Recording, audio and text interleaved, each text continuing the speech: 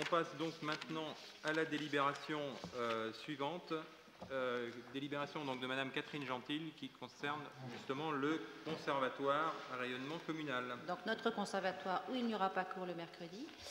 Donc là, c'est une délibération qui nous autorise à signer une convention avec le Conseil général, à la suite de quoi le Conseil général pourra nous verser une subvention annuelle de 25 000 €, donc, qui est utilisée pour le fonctionnement du conservatoire. Monsieur Poitvin.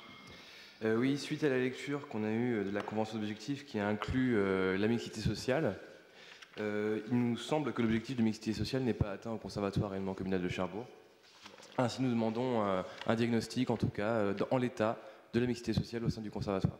Alors, je ne vais pas pouvoir vous le donner maintenant, mais je pourrais effectivement vous faire un document sur le nombre d'actions que mène le conservatoire en faveur des publics en difficulté ou empêchés. Il y en a. Et le chantier qui va commencer au début de l'année scolaire prochaine va porter sur l'élaboration d'un véritable projet pédagogique avec ce type d'objectif et un projet de service. Donc ça, c'est un chantier que je vais entamer.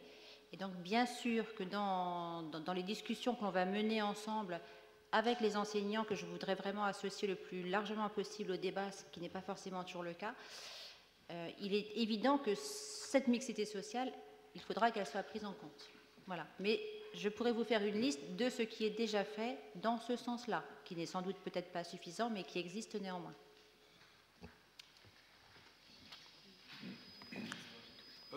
Oui, je souhaitais rajouter quelque chose, c'est pas uniquement les actions mises en place, mais l'état même de la mixité sociale par rapport aux catégories socio-professionnelles des parents. Je ne sais pas si c'est légal, hein, la question se pose, hein. Alors, mais l'état du conservatoire, qui profite de certains tarifs préférentiels ou de... Oui, je n'ai pas les éléments ici, mais j'ai des éléments de réponse que je vais chercher dans mes dossiers, effectivement. Mais oui. Ok. Bon. Et Bon. même Pardon. Excuse-moi, Jean-Michel. Non, il ne faut pas que tu appuies, c'est moi. C'est bon?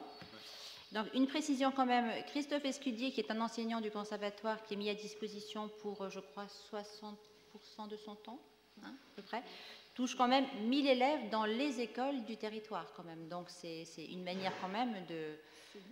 Voilà, c'est le conservatoire qui intervient pour travailler avec 1000 élèves des écoles de la ville de Cherbourg-Octeville. Bon, c'est un élément, mais ça n'est pas le seul, mais je m'en occupe. Voilà, donc on apportera des éléments, on va peut-être en rester là. On apportera des éléments de réponse. Voilà. Sur cette délibération, qui vote contre, qui s'abstient, délibération adoptée à l'unanimité. Et on poursuit avec la bibliothèque Jacques Prévert. Alors donc là, il s'agit de nous intéresser au patrimoine de la bibliothèque, aux fonds patrimoniaux en tout cas. Juste en préalable à l'exposé de cette délibération, je voudrais vous signaler que les collections patrimoniales de la bibliothèque de Cherbourg-Octeville constituent le 2e fonds régional, donc c'est quand même quelque chose dont on peut s'enorgueillir.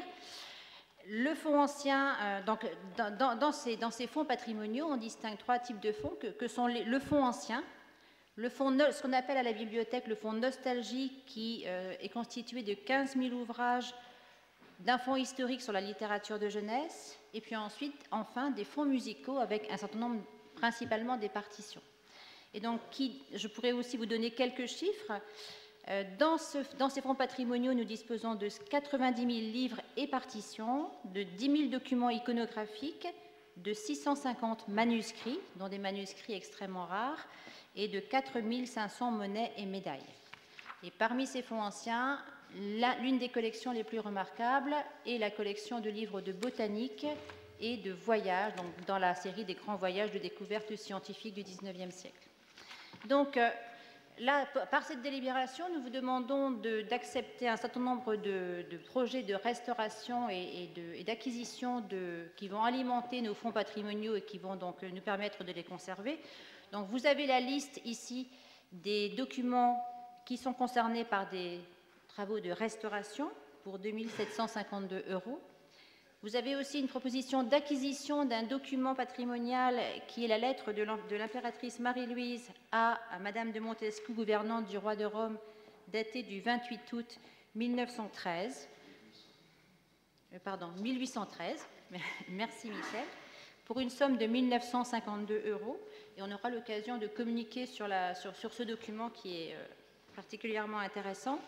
Ensuite, il s'agit de pouvoir acquérir du matériel destiné à l'entretien et au conditionnement de ces collections patrimoniales pour une somme de 1 158 €. Et enfin, poursuivre le travail de numérisation que la bibliothèque a entamé depuis 2006 et qu'elle continue, qu'elle continue progressivement à mettre en place, en partenariat également avec le Centre régional des lettres de Basse-Normandie, qui aide considérablement à la numérisation de documents patrimoniaux des bibliothèques de Basse-Normandie. Et donc là, l'un des ouvrages les plus précieux de notre bibliothèque, qui est l'ouvrage de botanique Les Liliacées de Redouté. Et donc il s'agit de numériser pour le mettre à l'abri en quelque sorte, et pouvoir aussi le diffuser de manière immatérielle, donc pour une somme de 2 224,44 €. Qui vote contre? Qui s'abstient? Donc, délibération adoptée à l'unanimité. On passe donc à la délibération concernant l'entretien annuel des orgues.